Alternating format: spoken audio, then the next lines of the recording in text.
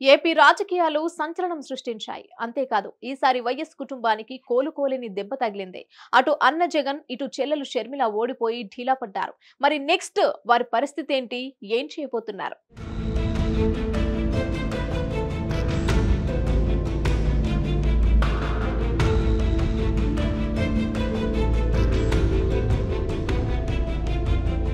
ఇప్పటి వరకు కడప అంటే వైఎస్ఆర్, వైఎస్ఆర్ అంటే కడప అన్న రేంజ్ లో పరిస్థితి ఉండేది. కానీ ఇప్పుడు పరిస్థితి మారే కాలం వచ్చింది. గత 4 దశాబ్దాలుగా ఆ జిల్లాపై వైఎస్ కుటుంబం ప్రభావం ఉండేది. వైఎస్ ఆవిర్భావం నుంచి జగన్ సైతం తనదైన ముద్ర చూపించగలిగారు. గత 2 ఎన్నికల్లో వైసీపీకి అద్భుత విజయం దక్కింది కూడా ఆ జిల్లాలో. అటువంటి ఈసారి ఇంటి పోరుతో ఇబ్బందికర పరిస్థితులు ఎదురయ్యాయి. వైఎస్ షర్మిల కాంగ్రెస్ పార్టీ నుంచి పోటీ చేయడం, వివేక హత్య కేసు హైలైట్ చేయడం వంటి కారణాలతో వైసీపీకి దెబ్బ తగిలింది. అయితే షర్మిల కడపలో 3వ స్థానంలో నిలిచిపోయారు. అటు అవినాష్ రెడ్డి సైతం 60,000 ఓట్ల మెజారిటీతో మాత్రమే గెలుపొందారు. భౌతికంగా గెలిచినా అక్కడ నైతికంగా మాత్రం కూటమి గెలిచినట్లే.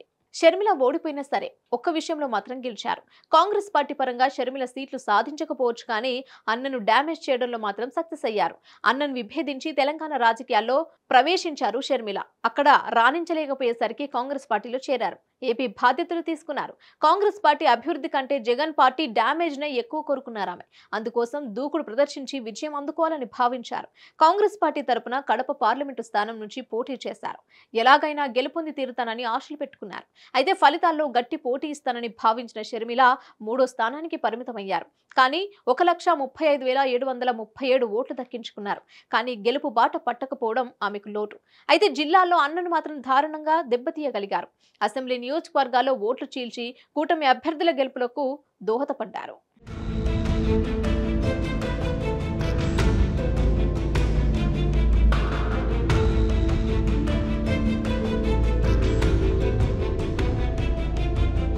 చెల్లెలు చేసిన డ్యామేజో లేక తాను చేస్తానని చెప్పుకున్న అభివృద్ధి వలనో కానీ సొంత జిల్లాలో జగన్ దారుణంగా దెబ్బతిన్నారు. పులివెందులలో సైతం ఆయన మెజారిటీ గణనీయంగా తగ్గింది.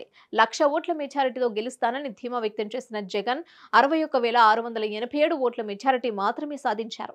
గత ఎన్నికల్లో 90,000కు పైగా మెజారిటీ సాధించారు జగన్. ఈసారి 30,000 ఓట్లు తగ్గాయి.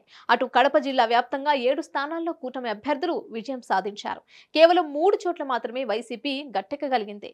మొత్తానికి అటు సోదరి చెల్లెలు ఓడిపోయారు. ఇటు జగన్ వ్యక్తిగతంగా గెలిచిన పార్టీ అధినేతగా ఓడిపోయారు.